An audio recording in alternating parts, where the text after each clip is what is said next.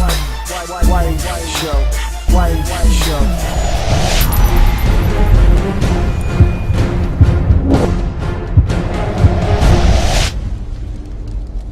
The one feature that kind of stood out for me in the original Star Wars Force Unleashed was the story. It was interesting to see Vader have an apprentice, and I really, like Starkiller as a character.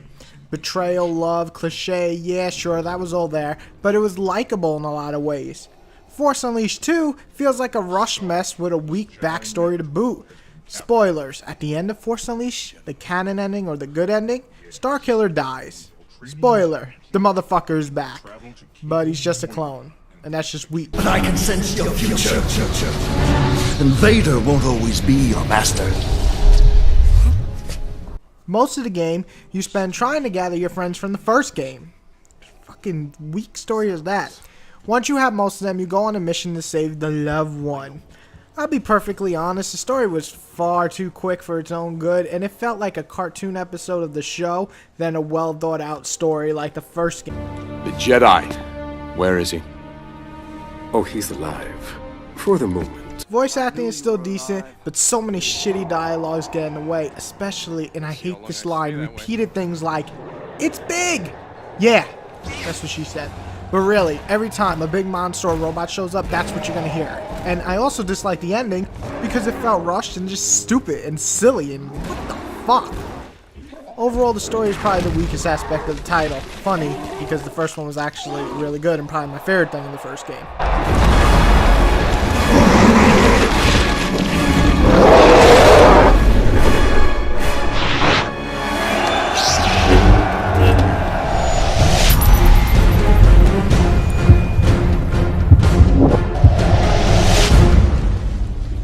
Force Unleashed kind of feels like the first one in a lot of ways. The effects are all good, the animation on some of the finishers look kick-ass, some awesome set pieces really spice up the look of the gameplay. Design-wise, it looks similar to the first. Cons would have to be these boring as fuck environments, weak reused animations, like seriously, one death animation for big bads? Really? One? Come on. And the glitches like once in a while going through walls or epic parts being interrupted by crappy animation take away from the graphics.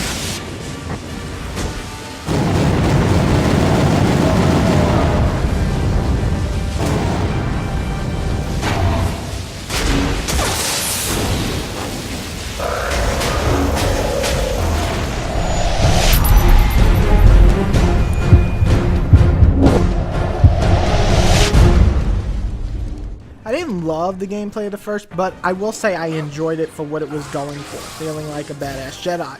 This game does strive to make it a quicker, more brutal combat feel to the game. It succeeds in most sections for me. Probably my favorite thing to use are the grabs, which are easy to pull off, and basically one will stab the enemy through the stomach with your lightsaber, the other throws them in the air, and then you can even chain combo that. I also really enjoyed the powers once again, from lightning to force push to Jedi mind trick, which by the way is beautiful. You'll make enemies fight each other, and once in a while when there's nobody to kill, they'll kill themselves. Hello? I wish I had that power in real life.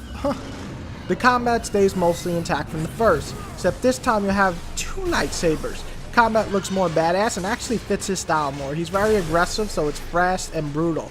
That's Starkiller's game. And with that, the finishers are really fun to pull off. Yes, those quick time events people hate, I like them. I also enjoyed the set pieces, which, when they did show up, are great, but which sadly is not often. So it sounds like the game is mostly good, correct? You got good combat, fun powers, good set pieces, and even RPG features return to level up your character and his powers. So what did it do wrong? Well, thanks to boring level design and enemies, the game gets repetitive way too fast. The first didn't try to make it much different, but it did a well enough job on each level. This game, all the enemies feel the same. They're either weak or overpowered. The levels are just a drag to get through. There's no puzzles. Platforming is weak. But it is an action game, so, well, the game, does good in combat. The rest leaves a lot to desire.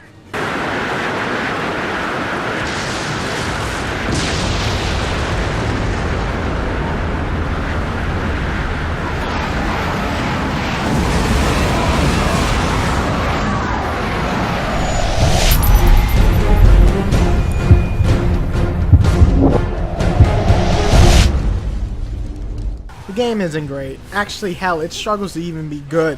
It's decent. It could be fun, and you could look like a badass. It even has a funny moment or two. But everything just feels so lackluster. It's hard for me to even give this game much credit. It feels rushed, and I'm sure it was. The first game took me 8 hours. This game took half of that. 4 hours, maybe 5 hours tops on medium. Less on easy, probably an extra 30 minutes on hard. Overall, the game is short. It's easy to get through. Maybe pick it up now, since it's really cheap, but don't expect an amazing Star Wars title. This is a 6 out of 10 at best. Now just remember to take a moment to like, subscribe, and comment. Thank you guys.